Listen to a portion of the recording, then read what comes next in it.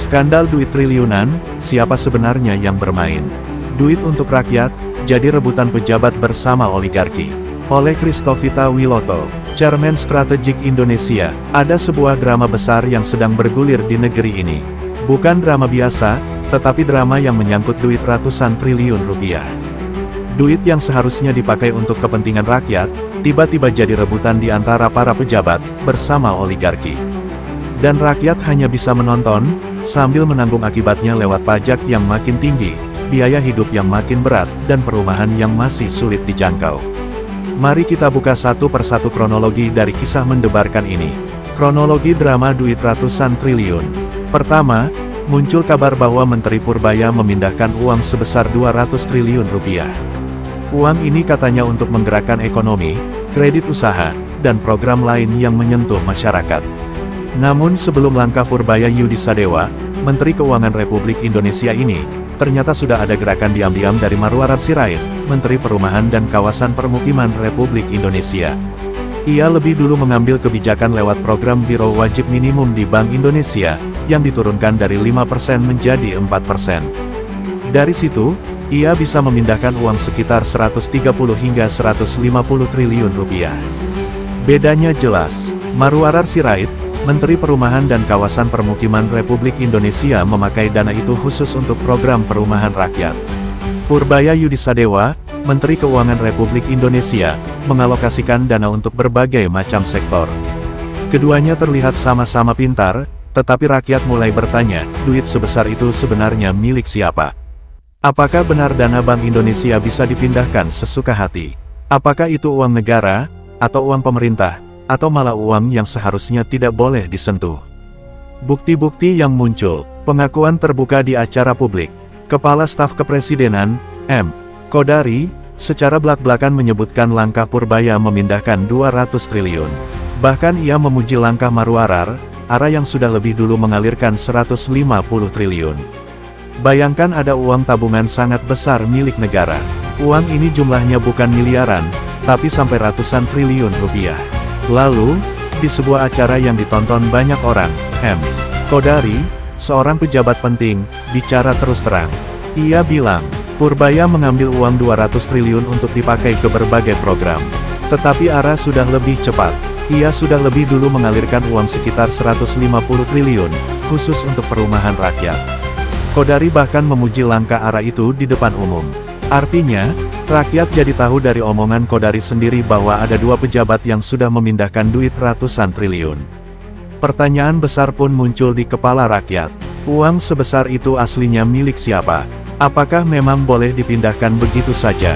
Apakah benar semua uang itu jatuh untuk rakyat, atau ada yang hilang di tengah jalan? Kalau dijelaskan untuk anak SD, bayangkan ada celengan raksasa milik bersama. Harusnya dipakai untuk semua anak di kampung. Tapi ada dua orang kakak yang mengaku sudah mengambil banyak uang dari celengan itu. Satunya ambil duluan, satunya ambil belakangan. Lalu mereka bangga menceritakan hal itu di depan orang banyak. Rakyat kecil jadi bingung. Kalau mereka ambil, apakah kami nanti masih dapat bagian untuk makan, sekolah, dan rumah? Catatan dari Bank Indonesia tentang penurunan Giro Wajib Minimum yang memang menghasilkan dana segar untuk digunakan. Apa itu Giro Wajib Minimum? Bayangkan Bank Indonesia itu seperti celengan besar, tempat semua bank di Indonesia harus menaruh uang simpanan.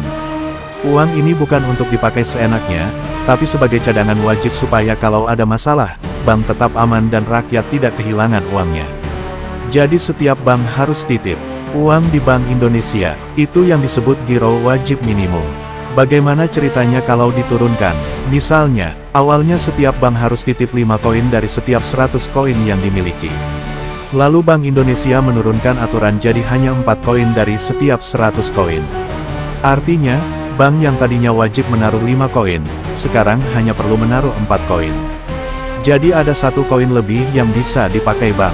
Kalau dihitung bukan cuma 1 koin, tapi bisa sampai ratusan triliun rupiah karena jumlah uang di seluruh bank di Indonesia sangat besar sekali. Untuk apa uang itu dipakai? Karena ada uang lebih, bank bisa memberikan pinjaman dengan bunga lebih murah, misalnya untuk rakyat kecil yang mau beli rumah. Menggerakkan ekonomi, misalnya membantu usaha kecil atau proyek pembangunan. Masalahnya di mana? Kalau uang itu benar-benar dipakai untuk rakyat, bagus. Tapi kalau dipakai untuk kepentingan pejabat tertentu atau malah dipakai dengan cara yang tidak jelas, bisa jadi masalah besar.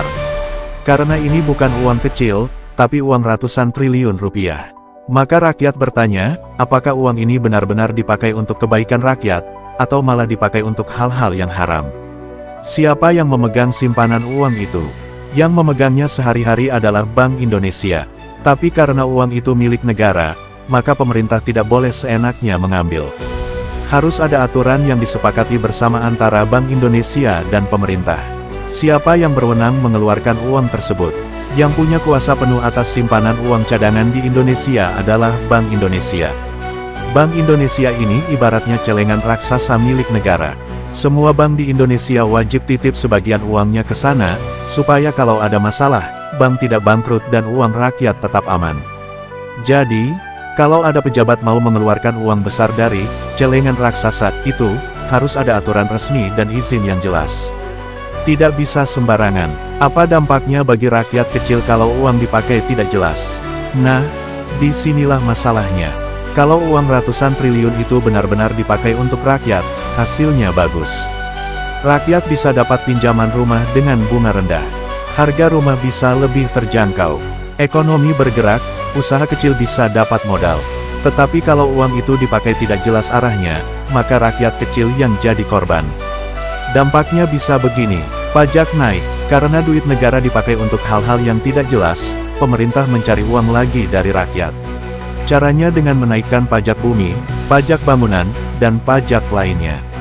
Sekolah jadi mahal, kalau uang negara bocor, bantuan untuk pendidikan jadi berkurang. Sekolah rakyat makin sulit bayar gaji guru, memperbaiki bangunan, atau membeli buku. Akhirnya biaya sekolah dibebankan ke orang tua. Rumah susah dijangkau.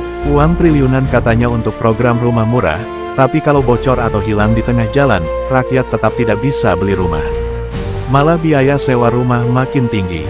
Harga kebutuhan pokok naik. Kalau ekonomi tidak diurus dengan benar, harga beras, minyak, dan kebutuhan sehari-hari ikut naik. Rakyat kecil makin terhimpit. Singkatnya begini, kalau celengan raksasa negara dikelola dengan benar, rakyat bisa hidup lebih ringan. Tapi kalau celengan itu dipakai sembarangan atau malah diselewengkan, rakyat kecil dipaksa bayar lagi lewat pajak dan biaya hidup yang makin mahal. Pernyataan para akademisi ekonomi politik yang mengingatkan bahwa dana Bank Indonesia bukanlah uang milik pemerintah, melainkan uang milik negara yang diatur ketat oleh undang-undang.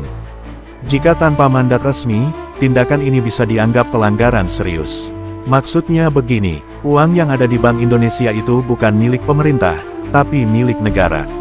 Bedanya besar, milik pemerintah bisa dipakai langsung oleh menteri atau pejabat, milik negara harus dijaga, hanya boleh dipakai dengan aturan resmi yang sangat ketat.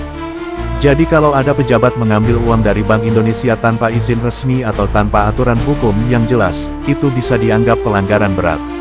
Keterangan masyarakat di media sosial, yang menunjukkan kemarahan publik.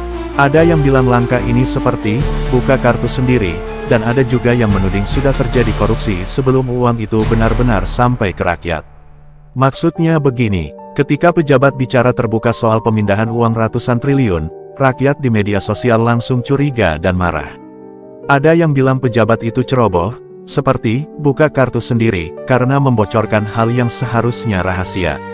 Ada juga yang menuduh bahwa uangnya sudah dikorupsi sebelum sampai ke rakyat, jadi walaupun bilangnya untuk program rakyat, kenyataannya rakyat tidak akan pernah merasakan manfaatnya. Drama yang makin menegangkan. Kisah ini makin panas karena di saat rakyat menjerit dengan pajak bumi dan bangunan yang naik tinggi dan berbagai pungutan lain, justru pejabat saling adu cepat mengambil duit ratusan triliun. Rakyat sedang susah karena pajak dan biaya hidup naik, tapi di saat yang sama para pejabat malah terlihat berebut cepat-cepat mengambil uang ratusan triliun. Itu yang membuat kisah ini jadi makin panas dan membuat rakyat marah. Apakah benar ini untuk rakyat? Ataukah ada kepentingan tersembunyi? Pertanyaan paling keras, apakah ini bagian dari praktek pencucian uang atau money laundry? Jika iya, wajar bila muncul kabar bahwa ada dana yang diblokir oleh lembaga resmi seperti PPAT. Rakyat ragu, apakah uang ratusan triliun itu benar-benar dipakai untuk kepentingan rakyat, atau malah untuk kepentingan tersembunyi? Bahkan muncul dugaan itu bagian dari pencucian uang, sehingga wajar kalau ada kabar sebagian dana kemudian diblokir oleh lembaga resmi. Bukan drama biasa, tetapi drama yang menyangkut duit ratusan triliun rupiah. Duit yang seharusnya dipakai untuk kepentingan rakyat, tiba-tiba jadi rebutan di antara para pejabat, bersama oligarki. Firman Allah menyibak rahasia, Tuhan tidak pernah tidur, semua perbuatan manusia, apalagi yang menyangkut nasib jutaan rakyat, pasti akan dibongkar. Dalam kitab Lukas pasal 12 ayat 2-3 tertulis, tidak ada sesuatu pun yang tertutup yang tidak akan dibuka, dan tidak ada sesuatu pun yang tersembunyi yang tidak akan diketahui. Karena itu, apa yang kamu katakan dalam gelap akan kedengaran dalam terang, dan apa yang kamu bisikkan di dalam kamar akan diberitakan dari atas atap rumah. Ayat ini jelas menegaskan, skandal duit ratusan triliun ini pada akhirnya akan terbuka, dan rakyat akan tahu siapa yang benar-benar bekerja untuk bangsa, dan siapa yang sekadar memperkaya diri. Arahan Tuhan Yesus Kristus.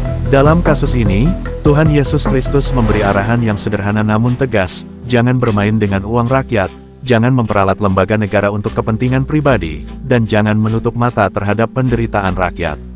Yesus Kristus menegaskan dalam Matius pasal 6 ayat 24, tak seorang pun dapat mengabdi kepada dua tuan, karena jika demikian, ia akan membenci yang seorang dan mengasihi yang lain, atau ia akan setia kepada yang seorang dan tidak mengindahkan yang lain. Kamu tidak dapat mengabdi kepada Allah dan kepada Mamon. Artinya jelas, siapapun yang memilih Mamon, yaitu uang haram, akan kehilangan berkat Allah. Tetapi siapa yang memilih taat kepada Kristus, dialah yang akan dipakai untuk memulihkan bangsa. Tuhan tolong bukakan rahasia ini bagi dunia, terutama rakyat Indonesia. Tuhan tolong rakyat Indonesia yang selama ini menjadi objek para pejabat beserta oligarki.